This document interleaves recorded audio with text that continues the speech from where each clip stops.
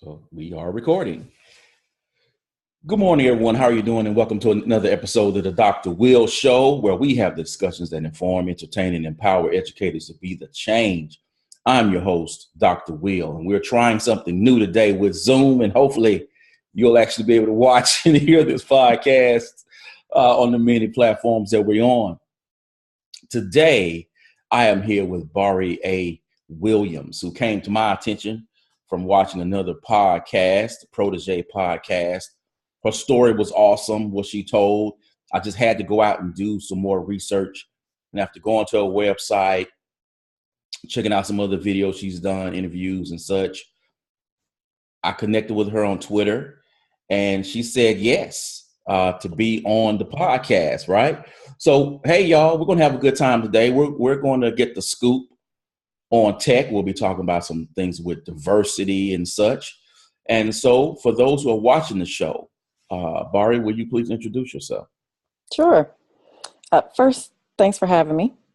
So I'm Bari A. Williams. I am an attorney right now working in biz ops at StubHub. Prior to that, I was at Facebook.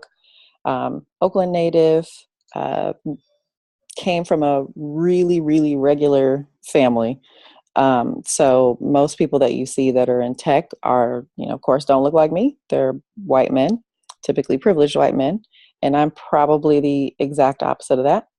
So, and my whole thing about working in tech is to not just create really cool products, but to also empower our community to create those cool products. And I do a lot of that through writing, particularly about Black women in tech, Black women founders.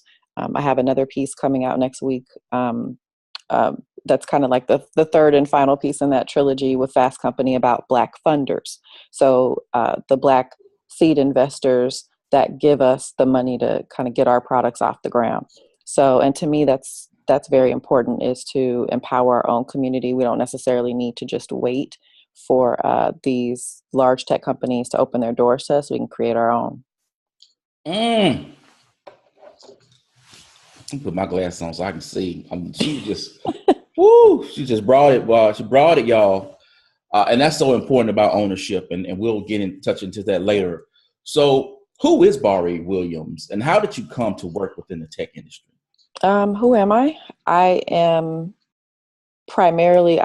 Linda's daughter and Betty's granddaughter. That's who I am.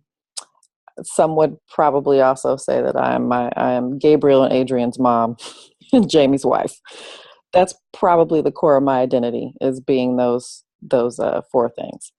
But more than anything, I think I'm an Oakland native. I'm a product of Oakland. I am a product of my environment, which was learning how to exist in a duality, like a Muslim dad, a Christian mom, and being raised in a Black Baptist church, going to Catholic school. My dad's family was from Vicksburg, Mississippi, and were sharecroppers, had third grade educations. My mom's family had master's degrees. So it's kind of navigating multiple spaces at one time. And I tell my mom sometimes that she gave me the right name because Bari is Arabic and it means the evolver. So to me, I look at it as being able to adapt in any situation at any time, and not in an inauthentic way, but because I think I can find common ground with anybody at any time, whether that's books or art or travel or music or, culture or politics, sports, anything. Awesome. Now, you're not going to believe this, but I am from Vicksburg. Oh, yes. Class of 1992, Vicksburg High School. Oh my gosh. Yep. My pops and most of his family are still there. See, I've never been. My grandparents left in the 40s and came to California primarily to get into the shipping industry. There are tons of jobs out here. Most Black folks that migrated to California, they went to ports. So I've never been. I think there was a family reunion there maybe 10 years ago, and I wasn't able to make it, but I've never been. So look at that connection. You might be my cousin. We had to find out. I know. I haven't been in a while because it's not the Vicksburg of my childhood, where we Mhm. had a dynamic mall and uh, great movie theater and businesses. Something has happened. I don't know what happened, but last time I went to the mall, they had like military recruitment offices in there. And I'm like, who goes to a mall and see an army recruitment? Yeah, and says that's what I came here to do. Like, forget going shopping. Let me go sign up to fight in the war. Like, Yeah, what? so the mall is doing bad, when you see those in there, because it Mhm. was desolate, like what are stores? So Mhm. it's doing bad. And I do not know what's happened to it, but hopefully it'll rise up. But see, now you're gonna make me go see my pops, and I don't like to drive. This is a 2.5 hour drive for me, which means that I'll never live in California, because I've heard that it can take you 2 hours to get from your house to somewhere else. Oh, wow. And I'm like, mm-mm. I mean, see, we're just getting all off our track on here. But what drives you every day? When are you in your most state of flow? That's a good question. When I'm doing something that I'm very passionate about, and for me, um, a friend of mine asked me a couple of weeks ago, "What is it that you want to be remembered for?" And I said that I wanted to be remembered for empowering and helping other people, particularly that look like me and in my community, to get into this industry and to particularly have a very tangible, impactful change in that industry. Not to just be in it and be a worker bee, but to move things around. And that's what gets me motivated. So whether it's writing something that speaks to that or gives people more information about, Black funders, who can you look up and see if there's a way that you can send them your pitch deck or chat them up at a conference, or if it's giving people legal advice, just basic legal advice. So I did a uh, kind of a series of classes for Blavity, which gave kind of basic legal 101 information in terms of how to start a business. And that was born out of me being extremely frustrated of our folks having to pay by the hour. Of course, I'm an attorney, so I shouldn't be trying to take money out of my own folks' hands, but to some extent you have to, right? I didn't want people to have to pay for 2 hours of legal advice just to get basic advice, the basics. It's foundational knowledge. So I figured we give people that foundational knowledge. So when you do have to pay an attorney, it's for your own personalized business information. So that was the goal, is to give people the information that they need to make informed decisions and to save them some money. So that to me is my sweet spot, is when I'm doing something that I'm passionate about and that I can be impactful. Mm. So please speak to the work you do at StubHub, Mhm. and how do you see your presence moving the needle forward? So I would say the work that I do at StubHub is really cross-functional. So it's understanding, um, what strategic long-term initiatives should we be working on? Should we be prioritizing that over things that are more short-term, that could make us money right now? How do you work on those two things if only one at a time can be done? How do you make sure that the product and technology aspect of that is competitive? Meaning, are we keeping track with our competitors? Are we adding things that our competitors don't have? How do you appeal to different demographics? How do you what partnerships should we be making to attract those demographics, whether it be based on age or location or language or ethnicity? What are the things that we should be tapping into that we're not currently doing? So it's kind of looking at all of those different insights and giving that information to our leadership and trying to help them make those decisions and assess what those answers should be. Um, and how do I see myself moving the needle? I think it's just based on the fact that if you can't be what you can't see. And so if you don't also come into a role and demonstrate that you add value, whether that's internally or externally, preferably both, it makes it harder for somebody else to get that second look, whether that be in an interview or be their resume or if they're coming to the job. So it's making progress just by being represented. Awesome, awesome. So the other day, I went to this amazing conference, the WISE conference. It was Women in Science and Technology and Education. And they had this panel, and one of the guys talked about the need for the pipeline. The pipeline is broken. There's not enough in the pipeline. I hate hearing the pipeline because to me it's just a bunch of BS. Yeah. But we always hear about it, and that is the reason for the lack of diversity within Silicon Valley. Where is the tech industry getting it wrong in its recruitment of women and people of color? They keep looking in the same places. So I'll give you, I'm sure you've heard it before, because if my grandmother said it to me, I'm sure yours said it to you. To get something that you don't have, you have to do something you've never done. So why these people keep going back to the same like 10, 12 schools saying that they're looking for women and Black people, it is mind-boggling. So look at it, and this is what kills me, is because it's a data-driven industry, right? So if you have data sources that are telling you that you have low populations of those folks that you claim to desire at those schools, they don't matriculate in those schools. Why do you keep going back to those schools looking for those people? They're not there. So if you're looking for Black folks, particularly Black engineers, why are you not banging down the doors of North Carolina A&T, which graduates the most STEM graduates every year from BS to PhD? Why are you not just like camping out there? that should be the first place you go. And no knock to Howard, because I love Howard University. But if Google really wanted to make tangible inroads into their Black employee ranks, particularly in STEM, they would not have partnered with Howard. They would have partnered with another school. Now, if you want people to recruit into G&A functions, that's your legal, business, marketing, finance, sure, Howard's a great place to do that.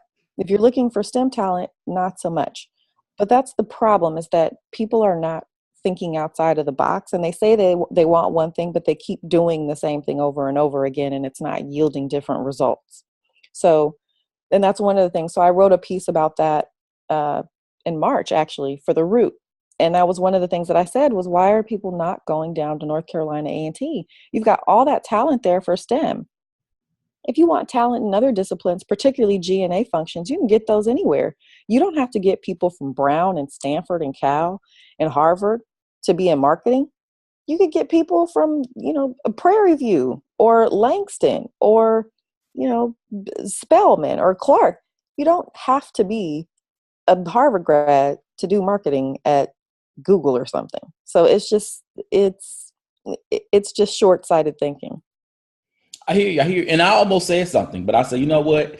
I'm going to chill. This conference is about women. It's not about me. I'm going to sit back. But even if you're looking for women, you're not going to find a critical mass of Black female engineers at Stanford, which is one of the favorite schools that all these tech companies go to. You're just not going to find them there. You should probably at least start with a women's college that has an engineering program. Like, that would seem to make sense to me, right? So it's a numbers game. I hear you. I mean, it always puzzles, me, because I used to work as a recruiter for the summer program, and at this elite private school. So they had a program every summer to work as a feeder program for recruiting more students of color into their program.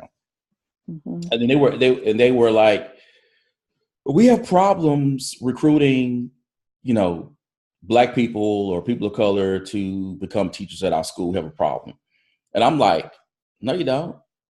You're just not looking at the right places. Right. I says, so you mean to tell me you can hire a teacher that can get a free apartment on your campus, eat free in your cafeteria, whether their salary is lower? So even if you paid them $35,000, but all of the stuff that we spend the most money on is already taken care of, is free.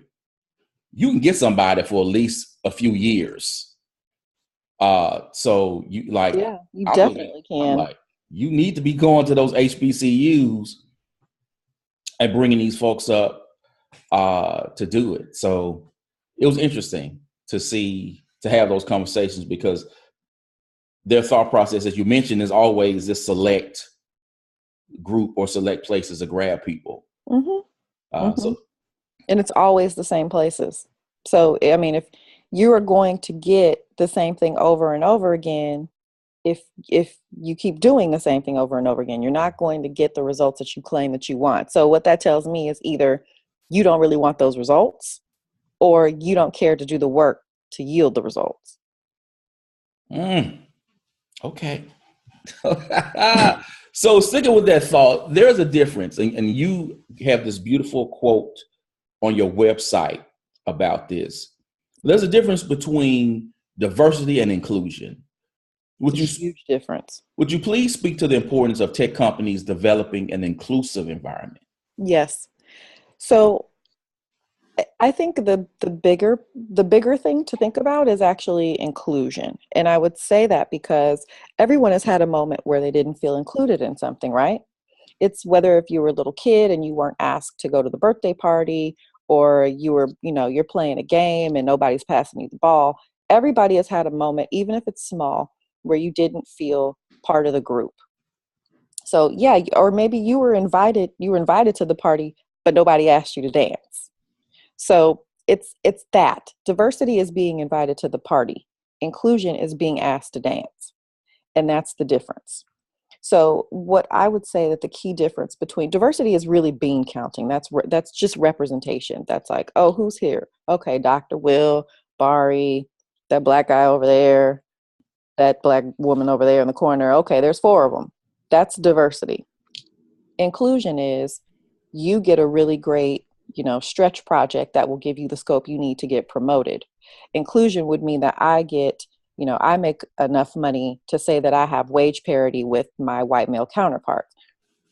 Someone else would say, oh, well, I lead the company employee resource group, and the company really values our insights and opinions. And so when we put forth a suggestion, they actually implement it.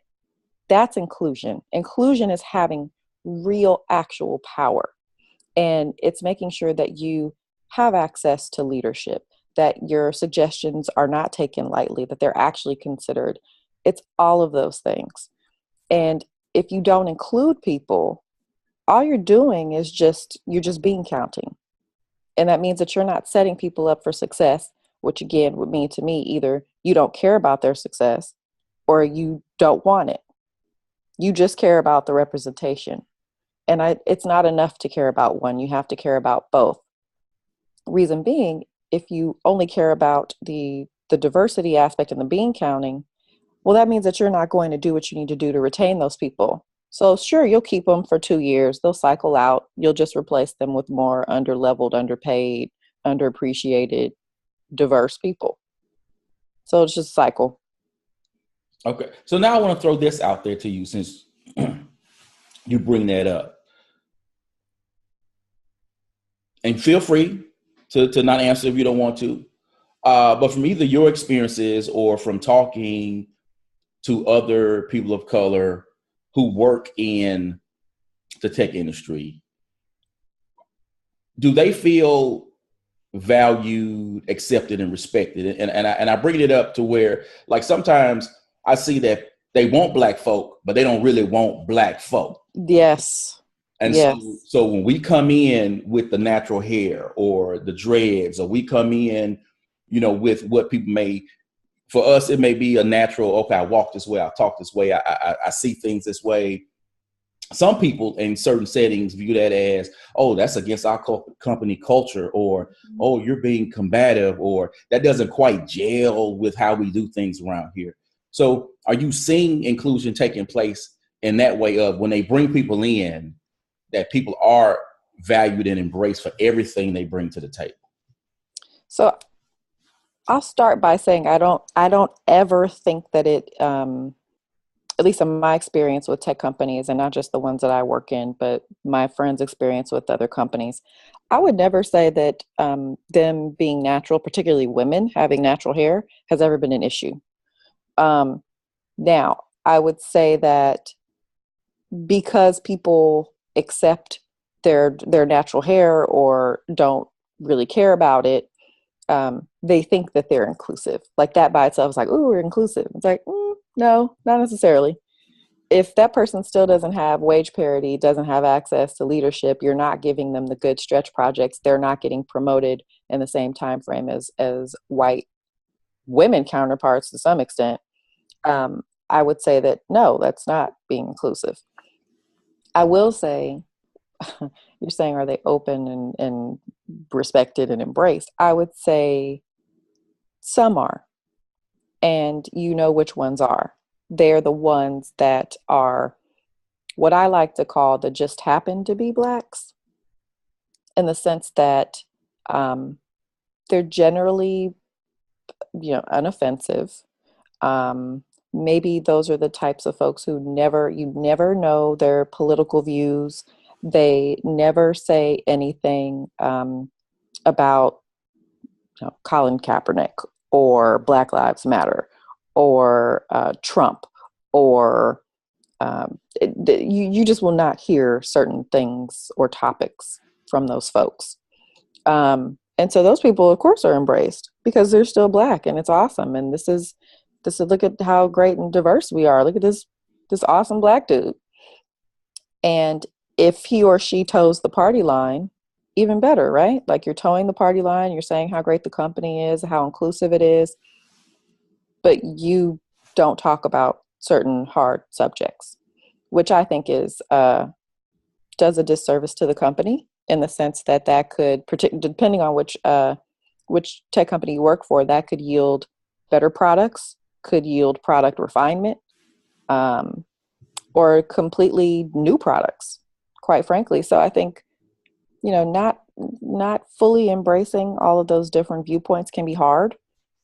I'd say the larger issue that we probably tackled in the last year in the industry was around conservatives feeling unable to be their whole selves at work, which I can appreciate, because nobody wants to be the odd person out. Again, it's inclusion. So if you were a Trump voter, chances are nobody really wanted to hear what you had to say where I worked. And that could be hard too. So, I mean, it's got to go both ways. But I would say, to a certain extent, most companies think that they're more inclusive than they are. I hear you. And Trump voters, you don't need to be heard. There's a difference between you being a Reagan Republican or a George Bush Republican and a crazy man that talks about grabbing women by the something. Yeah, that's like a whole new level of, I don't even know. You said a Reagan Republican. I distinctly remember, before I got married, I told my grandfather that one of my future in-laws had voted for Reagan, and he was like, I don't know, like, should you marry this boy? Like, I need to know more about this family now. Like, you just told me somebody Black voted for Reagan. I need to hear more. And eventually he got comfortable with it when I reminded him that my husband did not vote for Reagan because he was for. But so that's, you have some of those in the Valley too, right? Because you have some people here with lots of money, so they vote their wallet. So I mean, it's very interesting. Yes. Or if you're Uber, you believe in what Trump believes in. I'm sorry. I saw a palm tree just walk by. It just popped into my head because we all know they had a lot of problems with stuff they've said about women and other things. They did, but I will say, to Uber's credit, they hired an awesome head of diversity, Bernard Coleman.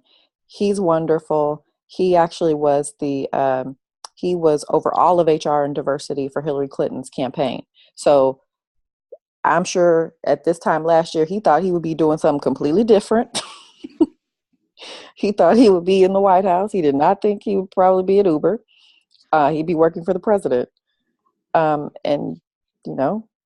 God had other plans for apparently all of us. So, but he's doing excellent work trying to push that boulder uphill. And he's not doing it alone, but he's setting up really good programs there. But of course, it's going to be only as good as his management gives him the leverage to do.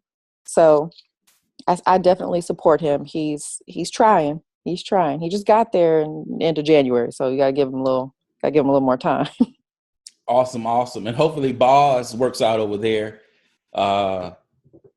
You see, I'm not at that high level yet. I'm still trying to work my way up. So it's always interesting when someone has that great gig at somewhere like, let's say, an Apple, and then they decide to go somewhere where you go, ooh, that ship's kind of sinking. Like, okay, like where did that come from? But hopefully, everything will work out. I'm not where you at. I'm still trying to get up there yet. So I'm not where I want to be either, right? I mean, there's always new levels. So it's definitely got to we've got work to do. We can't have just a Bernard or a Bose or a one-off. Now that we have, starting to get a little Black representation on boards, which is good. You have Deborah Lee at Twitter and a couple other folks on some tech boards now. So that's good. That's the other thing that people don't talk about. It's not just about having employees. It's having founders, and it's having board members. Because the board, if you have board representation on these companies, employees could bang, yell, scream, kick all day long, and they may not get as much traction as a board member. Board member has real power. So the more people we can get on these boards too, that's hugely imperative. That's a big deal.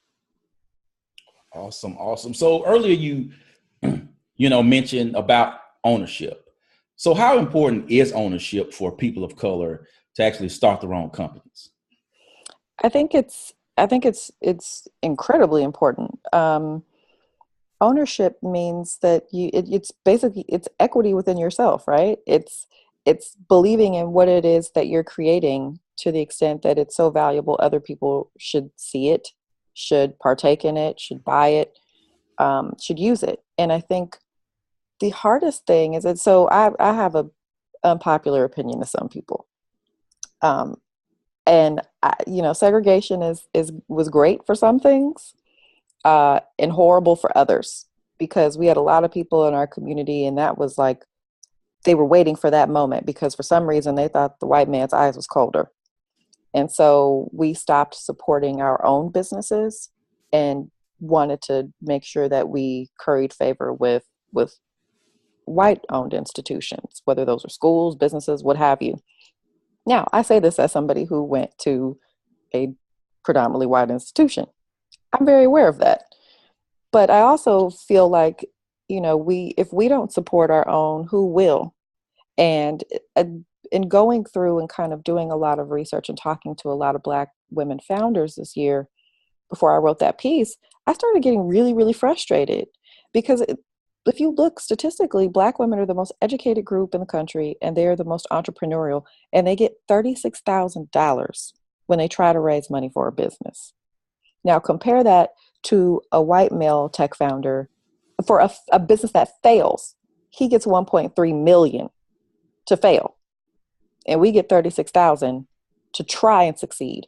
So what that ends up is it's a cycle. Then you have people taking out credit card debt, loans. They're bootstrapping, emptying 401ks if they have them, all in the name of trying to give, the world a product that doesn't currently exist. But the problem is not that people don't want the product.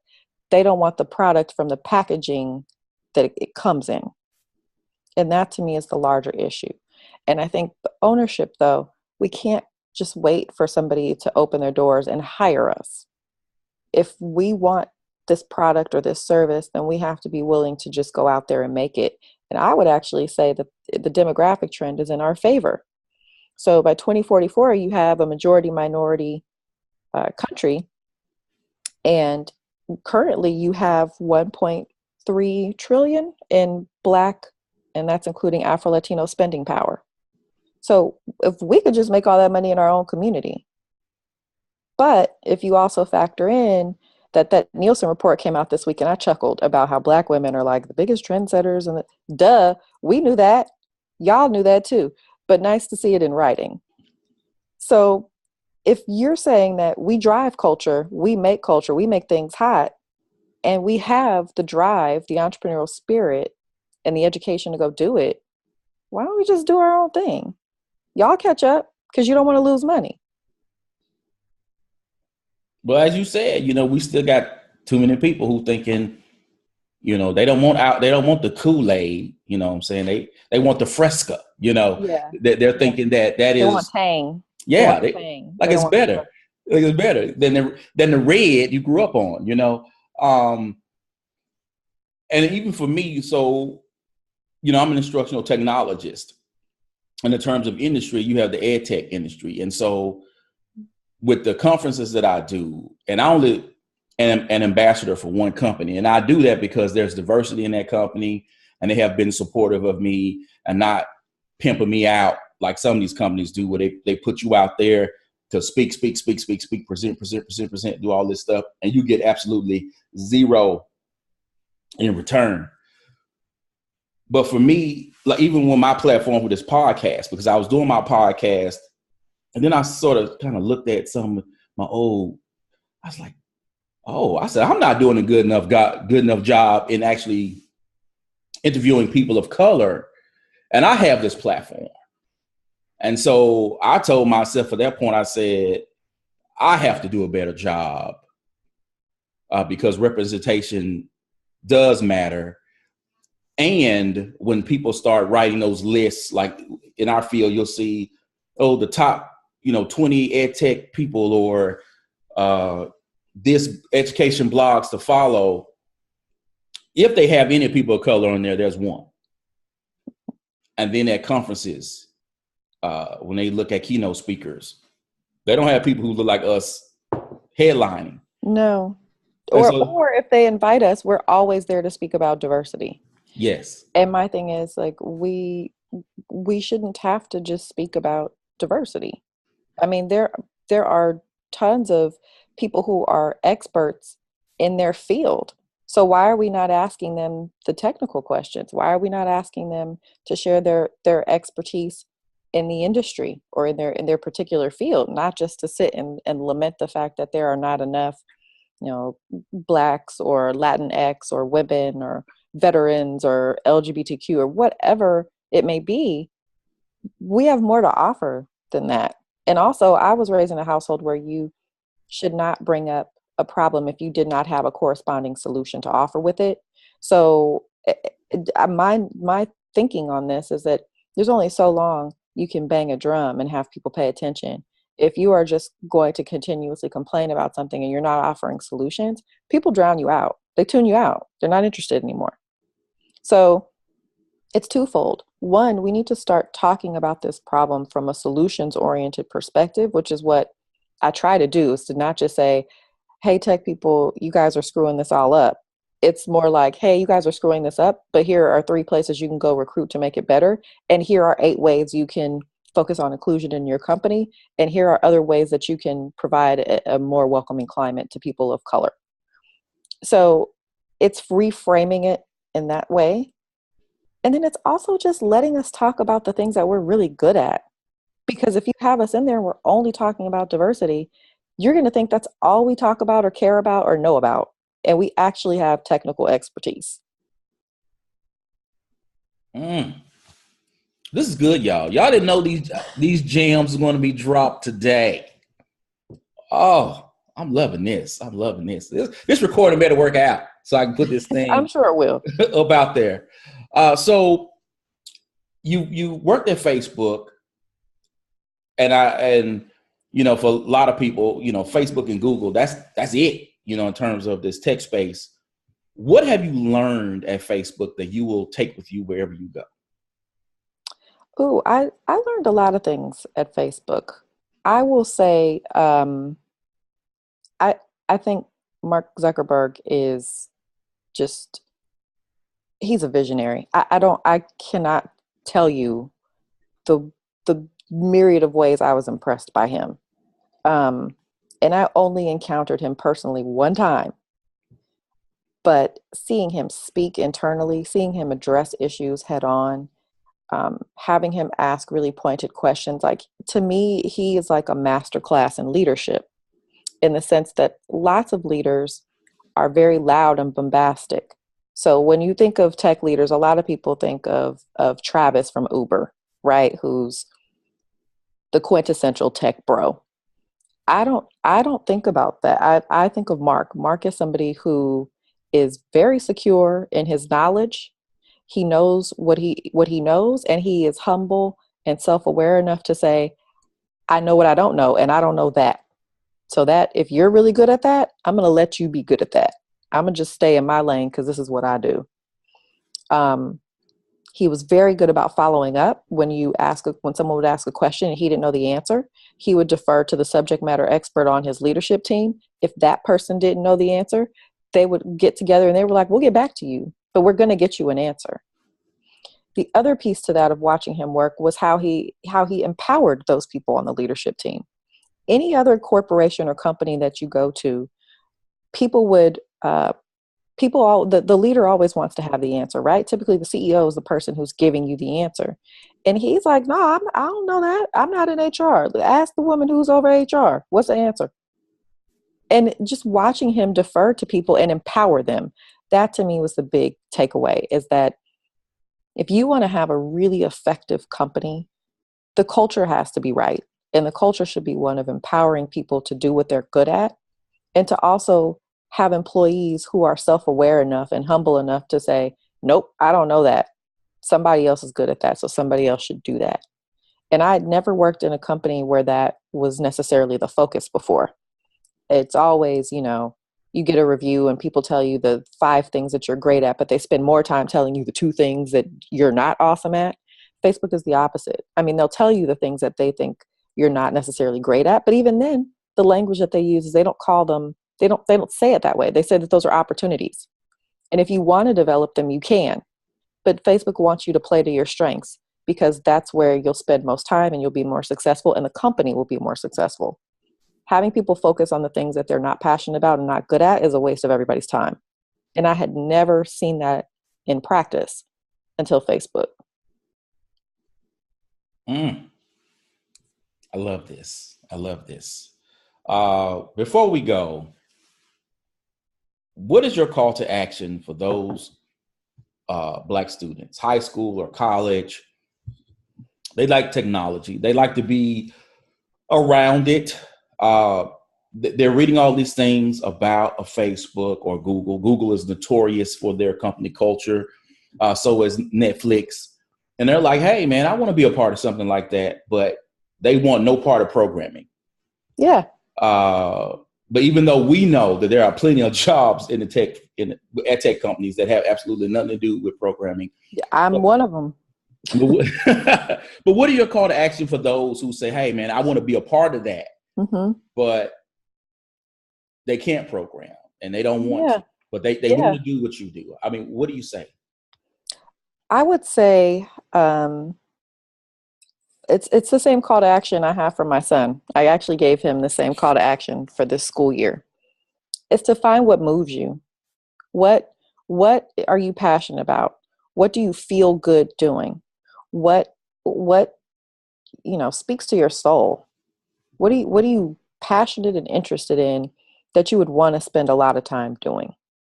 And for me, I enjoy practicing law and I like solving problems and puzzles that way. Now I'm doing it in a business capacity, but I would never rule out returning to law. Like I would never, ever, ever rule that out because I enjoy it. But I would say find what you're passionate about and then figure out how you would use that passion to solve a large problem. And I say a large problem because if you are a high school or college student now and you're thinking about going into tech, let's say you're a freshman in college right now. 4 years from now, the problems that tech will be solving are not the problems that we have today. They're going to be problems that we probably haven't even touched on yet. So I would say, think of it this way. You want to skate to where the puck is going, not to where the puck is right now. So it's think about large problems that, and tech wants to solve large global problems, not just, you have your convenience apps here and there, like, oh yeah, somebody comes and picks up your dry cleaning and drops it off, whatever. Those apps are fine, but those aren't the impactful apps that are going to, found whole companies and change the world. So think about how you would use your passion and what you're good at to solve a large scale problem. That may be climate change. That may be democratizing the housing market. That may be, how to better organize protesters to get lobbying efforts more clearly heard. Considering your president wants people fired for protesting. It could be, it could be a myriad of different things. The thing that's on my mind most right now, and how tech is actually may exacerbate or solve the problem, is the future of work. And so a lot of these things are being automated. Robots are being created to do jobs that a lot of people that look like us used to do. And I think that in the next 5 to 10 years, you'll see a lot of that kind of taking over. And it's probably our version. It'll be our equivalent of factories closing. And so then what happens, right? Then you have job displacement. And if you have job displacement, the majority of the folks being displaced are going to be people of color or people in rural areas. So then you also have some white working class issues there as well. What does that mean for those folks? How do we train them for the jobs of the future? What are the jobs of the future? Or does it mean that if your job is replaced by a robot, that now you have more time to spend on things that you're passionate about and that move you, and you get paid that way? So there are a lot of hard problems to solve in the next few years. Those are top of mind for me. I just probably after seeing hurricane season, so I'm thinking about climate change a good deal. After getting up and reading my Twitter feed with your president this morning, I'm thinking about how do you more effectively organize and lobby for government action. And then the future of work and job displacement, particularly for marginalized communities and poor communities. How can you channel something you're passionate about and good at into solving one of those problems? Because those are huge problems and they need solutions. Oh yeah. I talk to students on a regular basis about making sure that they get an education, they put in the work, they make it happen.